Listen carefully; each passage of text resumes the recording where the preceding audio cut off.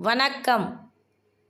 December 6 நடிகையர் திலகத்தின் பிறந்த நாளை முன்னிட்டு வாமனா சேனலின் சார்பாக பாச மலருக்காக என்னுடைய காணொளியை பாத காணிக்கையாக்குகிறேன்.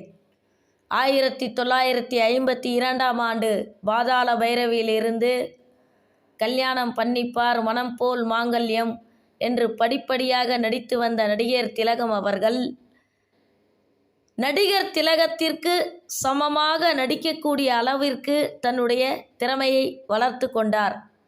உதாரணமாக கை கொடுத்த தெய்வம் என்ற திரைப்படத்தில் நடிகர்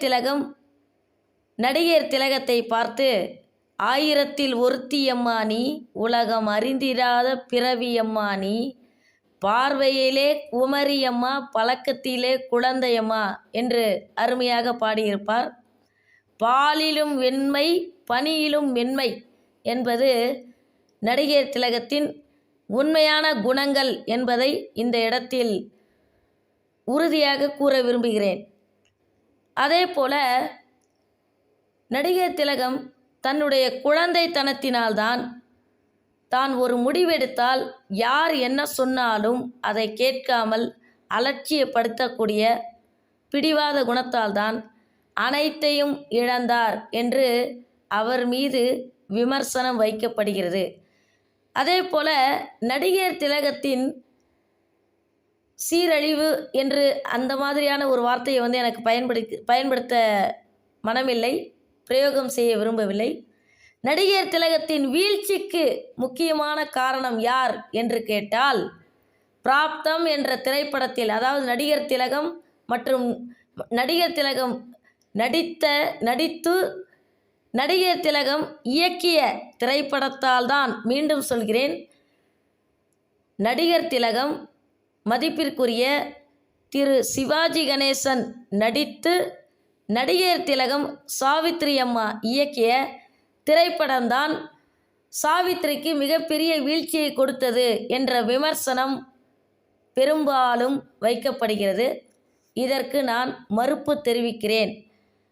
நடிகர் திலகத்தின் வீழ்ச்சிக்கு எது காரணம், யார் காரணம் என்று கேட்டால், அவரை சுற்றி இருந்த உறவினர்கள், நடிகர் திலகத்தின் பெருந்தன்மையான குணம், குழந்தைத்தனம், பிடிவாத குணம், யார் சொன்னாலும் கேட்டுக்கொள்ளாத தன்மை, சுயமாக முடிவெடுத்தாலும் அது தவறாக எடுத்துக்கொள்ளக்கூடிய தன்மை, குறிப்பாக நடிகர் திலகத்தின் வீழ்ச்சிக்கு முக்கியமாக யார் காரணம் என்று கேட்டால், மகளிர் அமைப்பு தான் நடிகர் திலகத்தின் வீழ்ச்சிக்கு காரணம். திருப்பியும் சொல்கிறேன், தயவு செய்து இந்த மகளிர் அமைப்புன்னு ஒன்று இருக்கு பார்த்தீங்களா, அது நாட்டுக்கு தேவையில்லாத ஒன்று.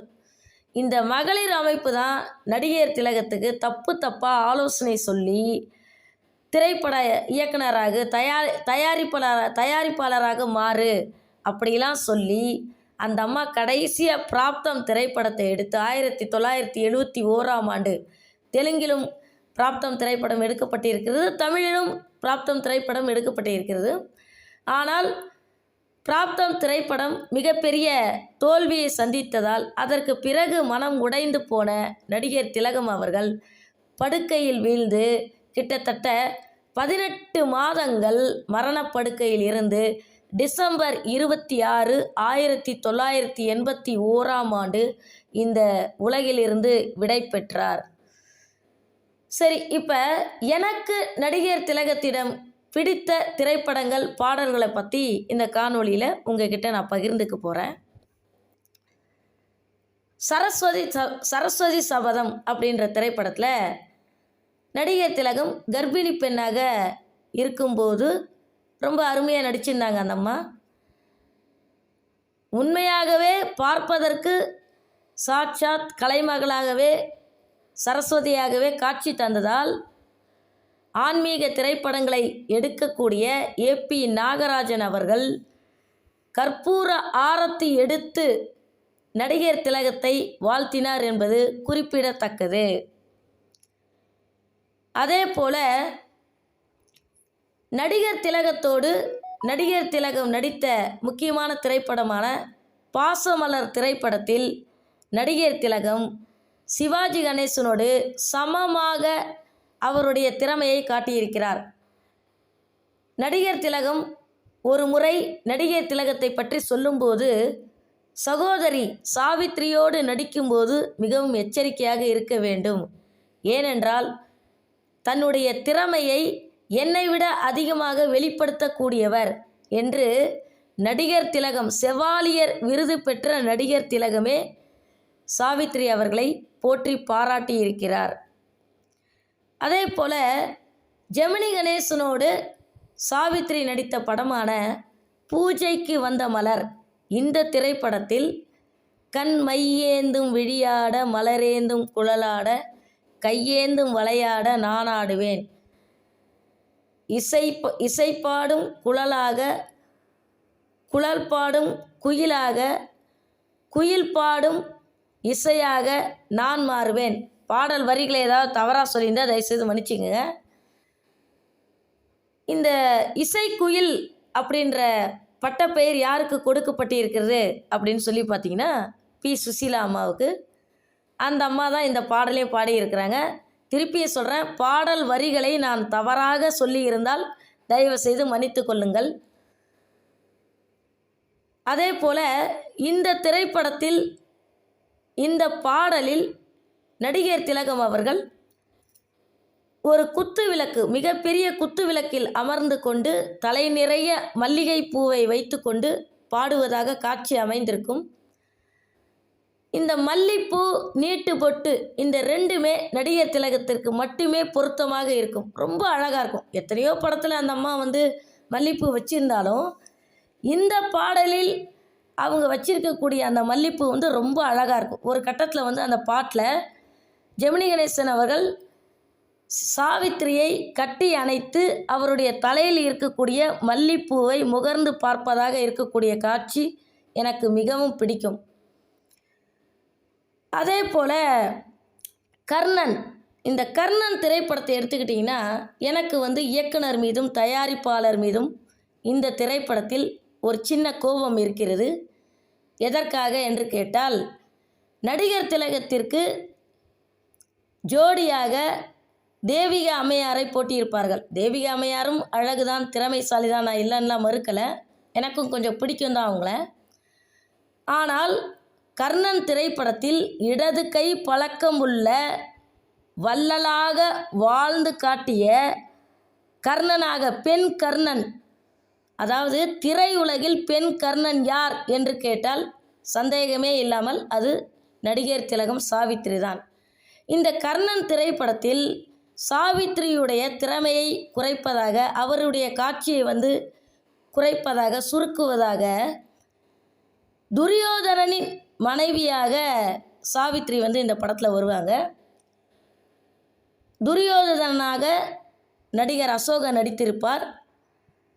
பானுமதியாக, அதாவது துரியோதனின் மனைவி பானுமதியாக நடிகர் திலகம் நடித்திருப்பார்.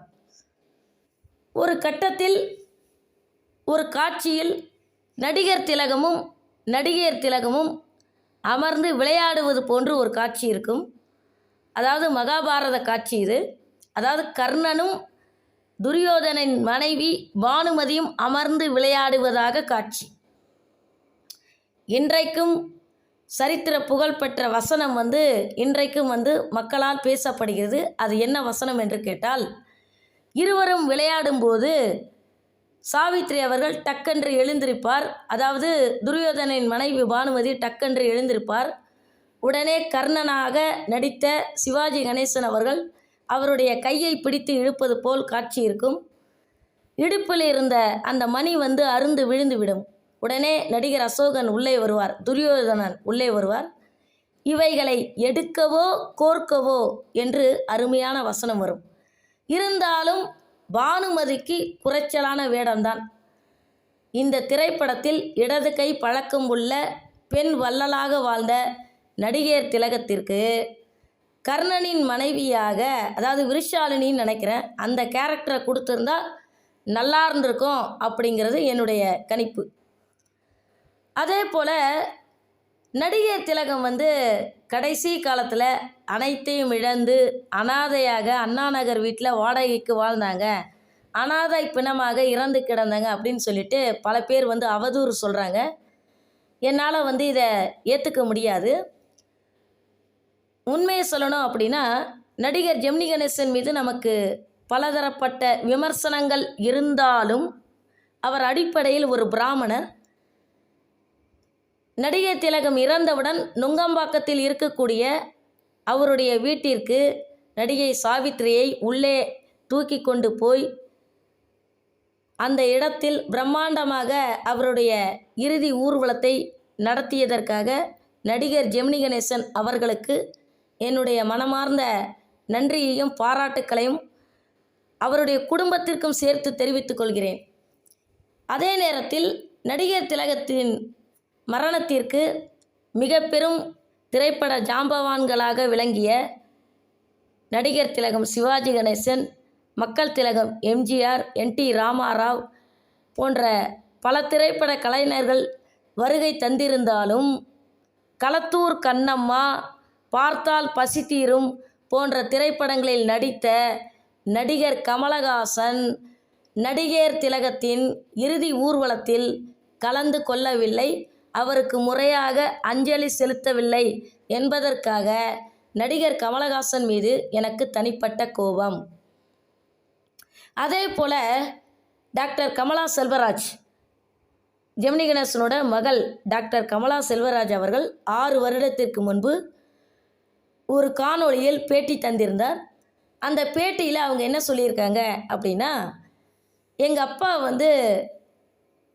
சாவித்திரிக்கு எழுத படிக்க கற்றுக் கொடுத்தாங்க. எங்கள் அப்பாவை கல்யாணம் பண்ணதுக்கு பிறகு தான் சாவித்திரியோட அந்தஸ்து உயர்ந்தது அப்படின்னு அவங்க சொன்னாங்க. உண்மைதாங்க. நான் ஒரு விஷயத்தில் அவங்க சொன்னதை ஏற்றுக்கிறேன். எந்த இடத்துல அப்படின்னு சொல்லி கேட்டிங்கன்னா, இந்த பார்த்தால் பசி தீரும் அப்படிங்கிற திரைப்படத்தில் அன்று ஊமை பெண்ணல்லோ இன்று பேசும் பெண்ணல்லோ அப்படின்னு சொல்லிட்டு ஒரு பாட்டு ஒன்று வரும். எனக்கு மட்டுமல்ல, என்னுடைய ஒட்டுமொத்த குடும்பத்திற்குமே அந்த பாட்டு ரொம்ப பிடிக்கும். சின்ன குழந்தையிலேருந்தே நாங்கள் எங்கள் குடும்பத்தில் அந்த பாட்டை பாடுவோம். நான், என்னோடய சகோதர சகோதரிகள் எல்லாருமே அந்த பாட்டை ரசித்து பாடுவோம். உண்மையை சொல்லணும்னா நான் மட்டும் கிடையாது, என்னுடைய ஒட்டுமொத்த குடும்பமே நடிகர் திலகம் சாவித்திரியின் தீவிரமான ரசிகர்கள். இந்த பாட்டில் ஜெமினி கணேசன் அவர்கள் நடிகர் திலகத்திற்கு ஆனா, ஆவண்ணா, ஈனா, ஈயண்ணா, ஊனா, ஊவண்ணா என்று தமிழை கற்றுத்தருவது போல் காட்சிப்படுத்தப்பட்டிருக்கும். அதனால் கமலா செல்வராஜ் அவர்கள் ஜெமினி கணேசன் தான், அதாவது என்னுடைய தந்தையார் தான் சாவித்திரிக்கு தமிழ் கற்றுத்தந்தார், அதற்கு முன்பு அவர் தெலுங்கு தான் பேசினார், அவருக்கு தமிழ் சுத்தமாக தெரியாது என்று சொன்னதை இந்த பாடலின் மூலமாக நான் ஏற்றுக்கொள்கிறேன். அதே போல் ஆந்திராவில் விஜயவாடாவில் நடிகர் திலகம் அவர்களுக்கு சிலை வைக்கப்பட்டிருக்கிறது. தமிழகத்திலும் நடிகர் திலகம் அவர்களுக்கு சிலை வைக்க வேண்டும் என்ற கோரிக்கையோடு இந்த காணொளியை முடித்துக்கொள்கிறேன். நன்றி, வணக்கம்.